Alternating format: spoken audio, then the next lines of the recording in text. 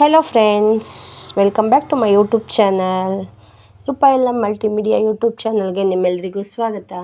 ನಾನು ನಿಮ್ಮೆಲ್ಲರ ಪ್ರೀತಿಯ ರೂಪಾ. ನಾನಿವತ್ತು ಸಿಂಪಲ್ಲಾಗಿ ಮಾಡುವಂತಹ ಅರ್ಜೆಂಟಿಗೆ ಸಾಂಬಾರು ಏನಾದರೂ ಬೇಕು, ಅರ್ಜೆಂಟಿಗೆ ಅನ್ನಕ್ಕೆ ಸಾಂಬಾರು ಬೇಕು ಅಂದಾಗ ಅರ್ಜೆಂಟಿಗೆ ಆಗುವಂತಹ ಒಂದು ಸಿಂಪಲ್ ರೆಸಿಪಿಯನ್ನು ನಿಮ್ಮೊಂದಿಗೆ ಹಂಚ್ಕೊಳ್ತಾ ಇದ್ದೀನಿ. ಇದಕ್ಕೆ ತುಂಬ ಇಂಗ್ರೀಡಿಯೆಂಟ್ಸ್ ಬೇಕಾಗಿಲ್ಲ, ತುಂಬ ಪದಾರ್ಥಗಳು ಬೇಕಿಲ್ಲ. ಒಂದು 3-4 ಇಂದ 5 ಐಟಮ್ ಸಾಕಾಗುತ್ತೆ. ಮತ್ತು ಯಾವುದೇ ಎಣ್ಣೆ ಬೇಡ, ಯಾವುದೇ ಒಗ್ಗರಣೆ ಬೇಡ, ಬೇಗ ಆಗುವಂತಹ ಒಂದು ರೆಸಿಪಿಯನ್ನು ತೊಗೊಂಬಂದಿದ್ದೀನಿ ನಾನು.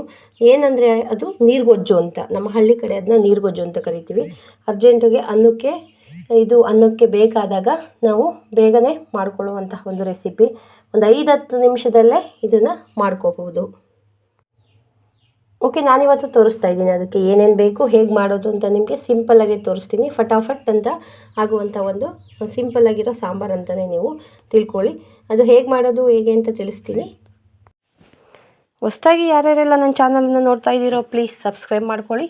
ನನ್ನ ವಿಡಿಯೋಸ್ ನಿಮಗೆ ಇಷ್ಟ ಆದರೆ ಲೈಕ್ ಮಾಡಿ, ಶೇರ್ ಮಾಡಿ, ಕಮೆಂಟ್ ಕೂಡ ಮಾಡಿ.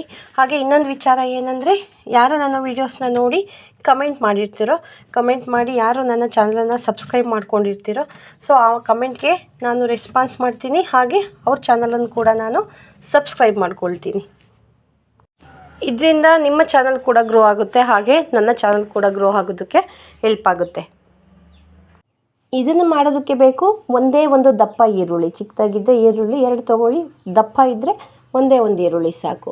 ಹಾಗೆ ಸ್ವಲ್ಪ ಕೊತ್ತಂಬರಿ ಸೊಪ್ಪು, ಹಾಗೆ ಸ್ವಲ್ಪ ಅಚ್ಚ ಖಾರದ ಪುಡಿ, ಹಾಗೆ ಉಪ್ಪು ಮತ್ತು ತೆಂಗಿನಕಾಯಿ ತುರಿ, ಹಾಗೆ ಸ್ವಲ್ಪ ಹುಣಸೆಹಣ್ಣು. ಇಷ್ಟೇ ಇಂಗ್ರೀಡಿಯೆಂಟ್ಸ್ ಬೇಕಾಗಿರೋದು ಈ ನೀರುಗೊಜ್ಜನ್ನು ಮಾಡೋದಕ್ಕೆ. ಓಕೆ ಫ್ರೆಂಡ್ಸ್, ಇವಾಗ ಏನು ಮಾಡೋಣ ಅಂದರೆ, ಫಸ್ಟ್ ಈರುಳ್ಳಿಯನ್ನು ಸಿಪ್ಪೆ ಎಲ್ಲ ತೆಗೆದ್ಬಿಟ್ಟು ನೀಟಾಗಿ ಚಿಕ್ಕದಾಗಿ ಕಟ್ ಮಾಡ್ಕೊಳ್ಳೋಣ. ಸಿಪ್ಪೆ ತೆಗೆದು ತೊಳೆದ್ಬಿಟ್ಟು ನೀಟಾಗಿ ಚಿಕ್ಕದಾಗಿ ಕಟ್ ಮಾಡ್ಕೊಂಬಿಡೋಣ. ಒಂದು ಬಟ್ಲನ್ನು ತಗೊಂಡು ನಾವು ಫಸ್ಟು ಹುಣಸೆ ಹಣ್ಣನ್ನು ಕಿವುಚ್ಕೊಂಬಿಡೋಣ. ಹುಣಸೆ ಹಣ್ಣಿನ ರಸನ ಕಿವುಚ್ಕೊಳ್ಳೋಣ. ಒಂದು 5-10 ನಿಮಿಷ ಮುಂಚೆನೇ ನೆನೆಸಿಟ್ಟಿರಿ. ಹುಣಸೆ ಹಣ್ಣು ತುಂಬ ಹೆಲ್ಪ್ ಆಗುತ್ತೆ. ರಸ ಅಂದರೆ ಹುಣಸೆ ಹಣ್ಣಿನ ರಸ ಬೇಗ ಬಿಟ್ಕೊಳ್ಳುತ್ತೆ. ಸೊ ನಾವು ಹುಣಸೆ ಹಣ್ಣಿನ ರಸನ ಫಸ್ಟು ಒಂದು ಬಟ್ಲಲ್ಲಿ ಕಿವುಚ್ಕೊಂಡು ಬಿಡೋಣ. ಎಷ್ಟು ಬೇಕೋ ಅಷ್ಟು, ಸ್ವಲ್ಪನೇ ಕಿವುಚ್ಕೊಳ್ಳಿ. ಬೇಕು ಅಂದರೆ ತೆಗ್ದಿಟ್ಟಿರಿ, ಅದನ್ನು ಹುಣಸೆ ಹಣ್ಣಿಂದ ಹಿಪ್ಪಲು ಅಂತ ಕರಿತೀವಿ ನಾವು ಅದನ್ನು ಸೈಡಿಗೆ ತೆಗ್ದಿಟ್ಟಿರಿ. ಬೇಕು ಹುಳಿ ಅಂದಾಗ ನೀವು ಇನ್ನು ಸ್ವಲ್ಪ ಹಾಕ್ಕೋಬಹುದು. ಓಕೆನಾ? ಓಕೆ, ಹುಣಸೆ ಹಣ್ಣನ್ನು ಕಿವುಚ್ಕೊಂಡಿದ್ದಾಯಿತು. ಇವಾಗ ಇದರೊಳಗಡೆ ಈರುಳ್ಳಿನ ಹಾಕ್ಕೊಂಬಿಡೋಣ. ಸ್ವಲ್ಪ ನೀರನ್ನು ಹಾಕ್ಕೊಂಡು ಈರುಳ್ಳಿ ಹಾಕ್ಕೊಳ್ಳೋಣ. ಯಾಕಂದರೆ ಹುಣಸೆ ಹಣ್ಣಿನ ರಸನಲ್ಲೇ ಇದು ಸಾಕಾಗೋದಿಲ್ಲ. ಸೊ ಸ್ವಲ್ಪ ನೀರನ್ನು, 1 ಲೋಟದಷ್ಟು ನಾನು ನೀರು ಹಾಕ್ಕೊತಾ ಇದ್ದೀನಿ. ನಿಮಗೆ ಸ್ವಲ್ಪ ಜಾಸ್ತಿ ಬೇಕಂದರೆ ಜಾಸ್ತಿ ಹಾಕ್ಕೊಳ್ಳಿ.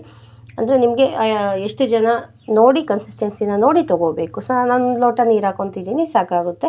ಆ ಹುಣಸೆ ಹಣ್ಣಿನ ರಸದ ಜೊತೆ 1 ಲೋಟ ನೀರು, ಹಾಗೆ ನಾವು ಹಚ್ಚಿಟ್ಟಿದ್ದಂಥ ಈರುಳ್ಳಿಯನ್ನು ಹಾಕಿ ಹಾಗೆ ಉಪ್ಪನ್ನು ಹಾಕಿ, ಒಂದೆರಡು ಚಿಕ್ಕ ಸ್ಪೂನು, 1-2 ಚಿಟಿಕೆ ಉಪ್ಪನ್ನು ಹಾಕಿ, ಹಾಗೆ ಒಂದೇ ಒಂದು ಸಣ್ಣ ಸ್ಪೂನು ಅಚ್ಚ ಖಾರದ ಪುಡಿಯನ್ನು ಹಾಕಿ, ಹಾಗೆ ಸ್ವಲ್ಪ ಕೊತ್ತಂಬರಿ ಸೊಪ್ಪನ್ನು ನಾವು ತೊಳೆದ್ಬಿಟ್ಟು ಸಣ್ಣದಾಗಿ ಕಟ್ ಮಾಡಿ ಇಟ್ಕೊಳ್ಳೋಣ.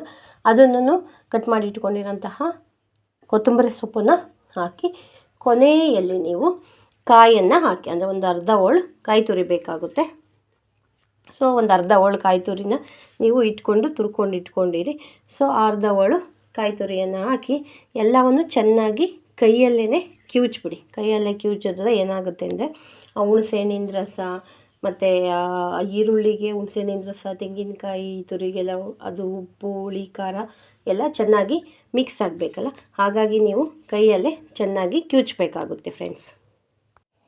ನೋಡಿ, ನಾನು ಇದನ್ನು ಚೆನ್ನಾಗಿ ಕಿವುಚ್ತಾ ಇದ್ದೀನಿ. ಕೈಯಲ್ಲೇ ಕಿವುಚ್ಕೊಳ್ಳಿ. ಕೈಯಲ್ಲೇ ಕಿವುಚ್ಕೊಂಡ್ರೆ ಚೆನ್ನಾಗಿರೋದು. ಒಂದು ಸ್ಪೂನ್ ತಗೊಂಡು ನಾವು ಅದನ್ನು ಮಿಕ್ಸ್ ಮಾಡ್ತಾ ಹೋದರೆ ಚೆನ್ನಾಗಿ ಮಿಕ್ಸ್ ಆಗೋದಿಲ್ಲ. ಹಾಗಾಗಿ ಕೈಯಲ್ಲಿ ಚೆನ್ನಾಗಿ ಕಿವುಚ್ಕೊಳ್ಳಿ.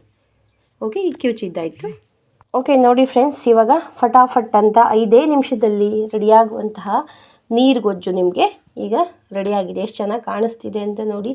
ಎಣ್ಣೆ ಬೇಡ, ಇದಕ್ಕೆ ಯಾವುದೇ ರೀತಿ ಎಣ್ಣೆ ಬೇಡ, ಸಾಸಿವೆ ಬೇಡ, ಒಗ್ಗರಣೆಗೆ ಹಾಕಬೇಕು ಅನ್ನಂಗಿಲ್ಲ, ಮತ್ತು ಅದನ್ನು ಬೇಯಿಸಬೇಕು ಅನ್ನಂಗಿಲ್ಲ, ಯಾವುದೇ ಸಮಸ್ಯೆ ಇಲ್ಲ. 5 ನಿಮಿಷದಲ್ಲಿ ನಮಗೆ ಬಿಸಿ ಅನ್ನದ ಜೊತೆ ತುಂಬಾ ಟೇಸ್ಟಿಯಾಗಿರುತ್ತೆ. ನೀವು ಒಂದ್ಸರಿ ಇದನ್ನು ಟ್ರೈ ಮಾಡಿ ನೋಡಿ ಹೇಗಿರುತ್ತೆ ಅಂತ, ನಿಮಗೆ ಗೊತ್ತಾಗುತ್ತೆ ಅದ್ರ ಟೇಸ್ಟ್. ಒಂದು ಸರಿ ಮಾಡಿದ್ರೆ ಮತ್ತೆ ನೀವು ಸಾಂಬಾರು ಅರ್ಜೆಂಟಿಗೆ ಬೇಕಾಗಿರೋವಾಗ ನೀವೇ ಮಾಡ್ಕೊಳ್ತೀರಾ ಹೇಗಿರುತ್ತೆ ಅಂತ ನಿಮಗೆ ಗೊತ್ತಾಗುತ್ತೆ. ಓಕೆ ಫ್ರೆಂಡ್ಸ್, ಈ ಸಿಂಪಲ್ಲಾಗಿರೋ ನೀರುಗೊಜ್ಜು ಹೇಗಿತ್ತು ಅಂತ ನನಗೆ ಕಮೆಂಟ್ ಮಾಡಿ ತಿಳಿಸಿ. ನಮ್ಮ ಕಡೆ ಇದನ್ನು ಅವಾಗವಾಗ ಮಾಡ್ತಿರ್ತೀವಿ. ತಿಂಡಿಗಳು ಮಾಡಿರ್ತೀವಿ ಬೆಳಗ್ಗೆ ಟೈಮು, ಮಧ್ಯಾಹ್ನ ಅನ್ನಕ್ಕೆ ಸಾಂಬಾರು ಇರೋದಿಲ್ಲ. ಅಂತಹ ಸಂದರ್ಭಗಳಲ್ಲಿ ನಮ್ಮ ಮನೇಲಿ ಸಾಮಾನ್ಯವಾಗಿ ಮಾಡ್ಕೊಳ್ತಾನೆ ಇರ್ತೀವಿ. ಹಳ್ಳಿ ಕಡೆ ಈ ಥರ ನೀರುಗೊಜ್ಜನ್ನ ಮಾಡ್ತಾರೆ. ಸಿಟಿ ಕಡೆನೂ ಮಾಡ್ತಾರೋ ಇಲ್ಲೋ ನನಗೆ ಗೊತ್ತಿಲ್ಲ ಅಷ್ಟು. ಸೊ ನಮ್ಮ ಹಳ್ಳಿ ಕಡೆ ತುಂಬಾ ಮಾಡ್ತಿರ್ತೀವಿ ಇದನ್ನು. ಸೊ ಈ ನೀರುಗೊಜ್ಜು ನೀವೊಂದ್ಸರಿ ಮನೇಲಿ ಟ್ರೈ ಮಾಡಿ ಹೇಗಿತ್ತು ಅಂತ ನನಗೆ ಕಮೆಂಟ್ ಮಾಡಿ. ಹಾಗೆ ನನ್ನ ವಿಡಿಯೋ ನಿಮಗೆ ಇಷ್ಟ ಆದರೆ ಒಂದು ಲೈಕ್ ಮಾಡೋದನ್ನು ಮರಿಬೇಡಿ. ಯಾಕಂದರೆ ನಿಮ್ಮ ಲೈಕ್, ನಿಮ್ಮ ಸಪೋರ್ಟು ನಮಗೆ ತುಂಬಾ ಇಂಪಾರ್ಟೆಂಟು. ಮುಂದಿನ ವೀಡಿಯೋಗಳನ್ನ ಮಾಡೋದಕ್ಕೆ ನಿಮ್ಮ ಸಪೋರ್ಟ್ ಇದೆಯಲ್ಲ, ಅದು ತುಂಬ ಇಂಪಾರ್ಟೆಂಟ್. ನಮಗೊಂಥರ ಇನ್ಸ್ಪಿರೇಷನ್ ಇದ್ದಾಗೆ. ಸೊ ಓಕೆ ಗೈಸ್, ನಾನು ಮತ್ತೊಂದು ವಿಡಿಯೋದೊಂದಿಗೆ ನಿಮ್ಮನ್ನೆಲ್ಲ ಮತ್ತೆ ಭೇಟಿ ಆಗ್ತೀನಿ. ಅದು ರೆಸಿಪಿ ಆಗಿರಲಿ, ಹೆಲ್ತ್ ಟಿಪ್ಸು, ಬ್ಯೂಟಿ ಟಿಪ್ಸ್, ಈ ಥರ ಟಿಪ್ಸ್ಗಳನ್ನ ನಾನು ತರ್ತಾ ಇರ್ತೀನಿ. ಹಾಗೆ ರೆಸಿಪೀಸ್ ಕೂಡ ಮಾಡ್ತಾ ಇರ್ತೀನಿ. ಸೊ ನಿಮಗೆ ಇಷ್ಟ ಆಗ್ತಿದ್ರೆ ಲೈಕ್ ಮಾಡಿ, ಶೇರ್ ಕೂಡ ಮಾಡಿ. ಯಾಕಂದರೆ ಬೇರೆಯವ್ರಿಗೆ ಇದರಿಂದ ಹೆಲ್ಪ್ ಆಗಬಹುದು. ಸೊ ಶೇರ್ ಕೂಡ ಮಾಡಿ. ಹಾಗೆ ನನ್ನ ಚಾನಲನ್ನು ಯಾರ್ಯಾರು ಇನ್ನೂ ಸಬ್ಸ್ಕ್ರೈಬ್ ಮಾಡ್ಕೊಂಡಿಲ್ಲ ಮತ್ತೊಮ್ಮೆ ಹೇಳ್ತಾ ಇದ್ದೀನಿ, ಪ್ಲೀಸ್ ಸಬ್ಸ್ಕ್ರೈಬ್ ಮಾಡ್ಕೊಳ್ಳಿ, ನನಗೆ ಸಪೋರ್ಟ್ ಮಾಡಿ ಅಂತ ಹೇಳ್ತಾ ಇದ್ದೀನಿ. ಓಕೆ ಫ್ರೆಂಡ್ಸ್, ನಾನು ಮತ್ತೊಮ್ಮೆ ಸಿಗ್ತೀನಿ. ಅಲ್ಲಿವರೆಗೂ ಎಲ್ಲರೂ ಆರೋಗ್ಯವಾಗಿರಿ, ಖುಷಿಯಾಗಿರಿ. Thank you so much. Bye.